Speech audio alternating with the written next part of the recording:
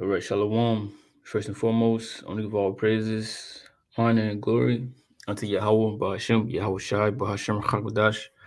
The honors unto the apostles and the elders of Great Millstone. Peace and salutations to the Achaeon and to the elect that are scattered across the four corners of this earth, presenting this truth and faith and sincerity. I'm the brother Shema Allah from the GMS Houston camp. And this lesson is going to be much tribulation because we're gonna have to suffer to get to the kingdom of heaven. Because what does tribulation mean?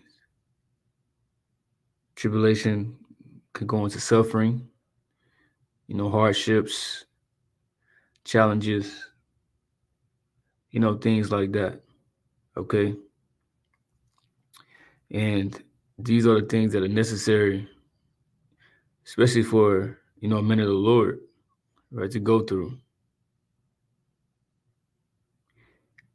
And it ain't no other way around it. All right, these things are needed. Okay, and it has to happen because look at Yahweh Shai's sacrifice and his walk.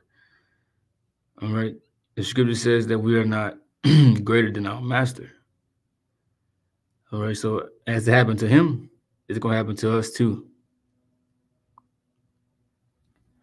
But also, these trials and tribulations better us, makes us better people. All right, when I say people, I mean better men in this truth. It refines us and makes us more perfect. Okay, because we are being formed, to the image of Yahweh Shai. All right. So this whole process is important and it needs to take place. And there's just something that we got to understand. Because a lot of people flee from it. It's too much for them. All right, the pressure is too much. You don't think it was a lot for the Lord to do what he had to do? All right. But you read Hebrews, the 12th chapter, which I will get, later on down the line. He had his eyes on the reward. So it just depends on how bad you want it, bro. How bad that we want it. All right. Are you willing to suffer and go through these things? Or are you just wasting your time? This is Acts 14:22. It says, confirming the souls of the disciples and exhorting them to continue in the faith, and that we must, through much tribulation, enter into the kingdom of the Most High. All right, so it says confirming the souls of the disciples, all right, strengthening them. Exhorting means to encourage, so strengthening and encouraging them, all right, to continue in the faith. Right, because we got a great reward that's coming if we carry this out until the end. All right. But we got to continue. You can't quit right in the middle. All right. Close to the end. No, you got to carry it out. Yahweh shall say, he that endureth to the end, the same shall be saved. All right. But it says confirming the souls of the disciples and exhorting them to continue in the faith. All right. Because, they were catching hell. All right. So that's why I had to explain this, that we must, through much tribulation, enter to the kingdom of the Most High. All right. So just encouraging, like, man, look, this is supposed to happen, man. All right. We will get rewarded for our sufferings for the Lord. Just think about the end goal. Continue to have the end goal in mind. All right. You cannot reach the kingdom of heaven without going through this process. You can't skip this. So this is 2nd Ezra 7. I started at 3. And I said, speak on, my God. Then said he unto me, the sea is set in a wide place, that it might be great, that it might be deep and great. But put the case, the entrance were narrow and like a river, Who didn't go into the sea to look upon it and to rule it? If he went not through the narrow, how could he come into the broad? Right. So you can't rule that sea unless you go through that narrow and dangerous path. And that's the sea, right? Ruling the sea is something that's important, right? If you go back to the ancient times, and you had control over this, or the sea, meaning trade, right? And you pretty wealthy, all right. That's how a lot of that's how you made your money. All right, that's how kingdoms are established. All right, and built up and strengthened. All right, by all of these particular things. When you go to what Isaiah 60, and he speaks about that the abundance of the sea shall be converted unto thee, and that's going into the kingdom of heaven. And what's going to happen? All right, we're going to have control over all of that. All right, and it says, verse 6, there's also another thing. A city is built and set upon a broad field, all good things, right? It's talking about the kingdom of heaven. Ultimately, this is what these things are going into, the kingdom of heaven. It says it's full of all good things, right? All of the good things that the Lord promised, things that He's going to do for us, right? The new bodies, right? Everlasting life, not being, not getting sick again, right? The Lord said at his right hand are pledged evermore. So it's going to be a lot of things for us to get into the kingdom of heaven. Okay.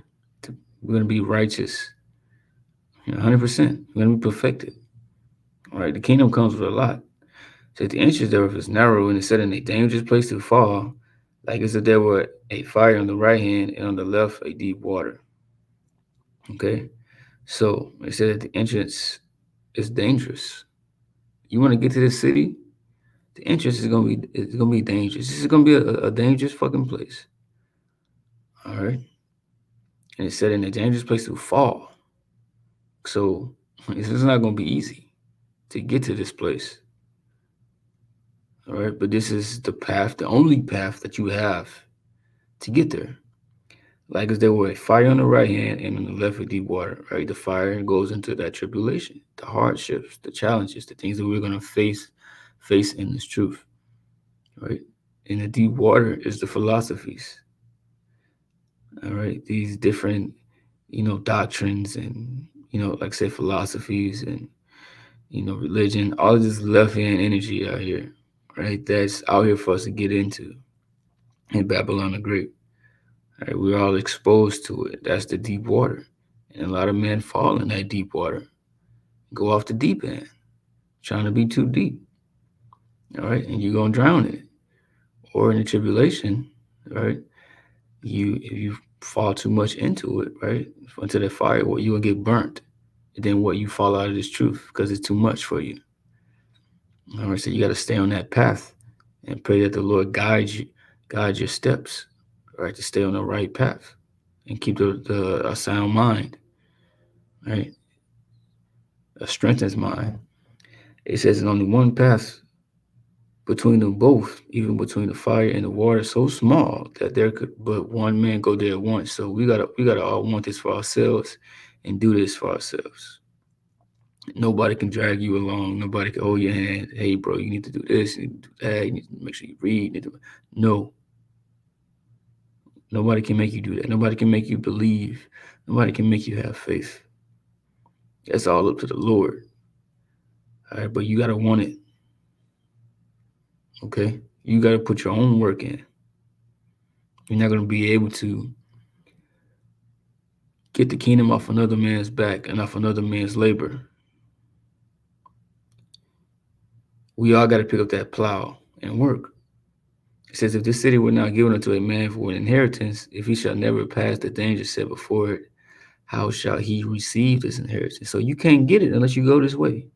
So this is a must. This has to happen. Right? No other way around it. It's only one path. If you don't go this path, then you don't get it. All right? Simple. Matthew 7:13, enter ye in at the straight gate, for wide is the gate, and broad is the way that leadeth to destruction, and many there be which go within thereof.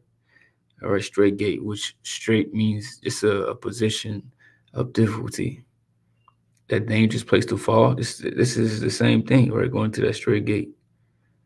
All right, she said, "For wide is the gate and broad is the way to lead to destruction." It's the easy way, and this basically just the way of the world, right? Just succumbing to all of this and submitting, right? That's the easy way out. Okay, which is really, not an easy way, depending on, when you look at the judgment that's coming. All right, and the judgment is coming to those who fell out of this thing and turned their backs. It's really not the easy way because it says it leads to destruction, but it seems like it's the easy way because you're giving in to your flesh, into your desires, into your wants, into your emotions. All right, but what's going to be the result of that? The destruction. It says, "And many that be which go in their rest." So a lot of people are going to go in this way and choose this route. The 2/3. This is the way they're going to choose. Right? Whether they're falling out of the truth, whether they hear the truth, don't believe it, scoffers, whatever it may be. It says, "Because straight is the gate and narrow is the way which leads unto life, and few there be that find it." So a lot of people are not going to want to take this route. All right, because of what it entails, what all you got to go through, what all you got to endure is just too much for a lot of people. All right, and everybody's just not built for it. All right, and we don't know who is really built for it, but we just hope and pray that we are of that elect and that we are of that number. All right, we know when we make it to the end. All right, the Lord has to make us ready and built for this. It ain't of our own selves that we can, prepare our own selves and to get ready and to be able to endure all that's coming. No, the Lord got to put the Spirit upon you. Things.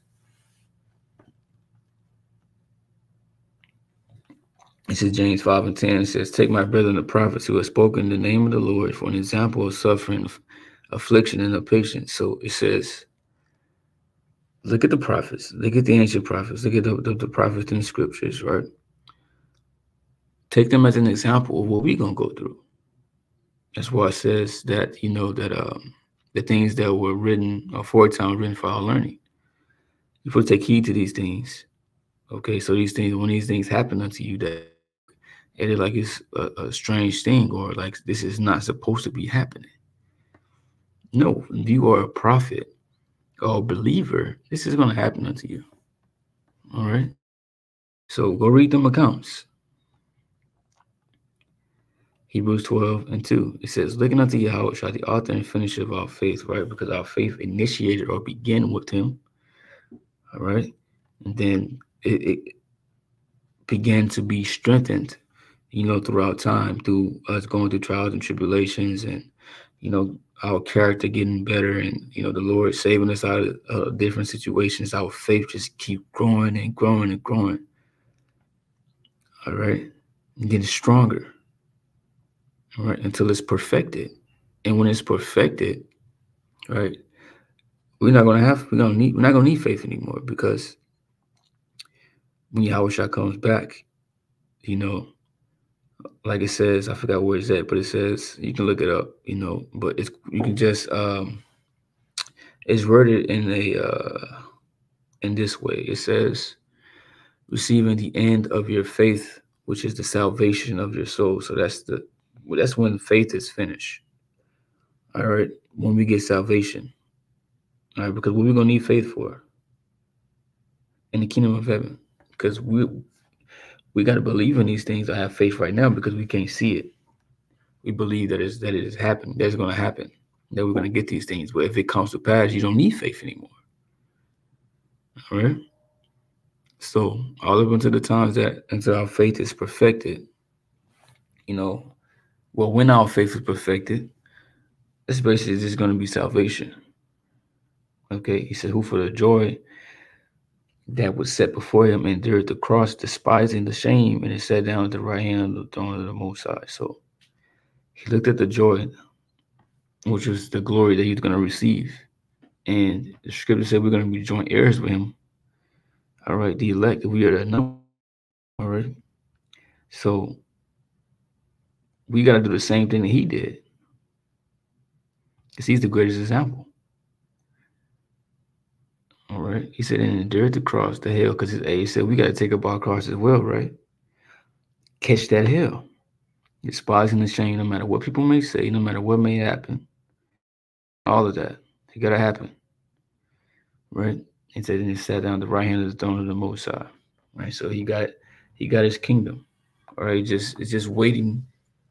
Prophecies just have to come to pass, right? But he just got to come conquer. All right? It's already his.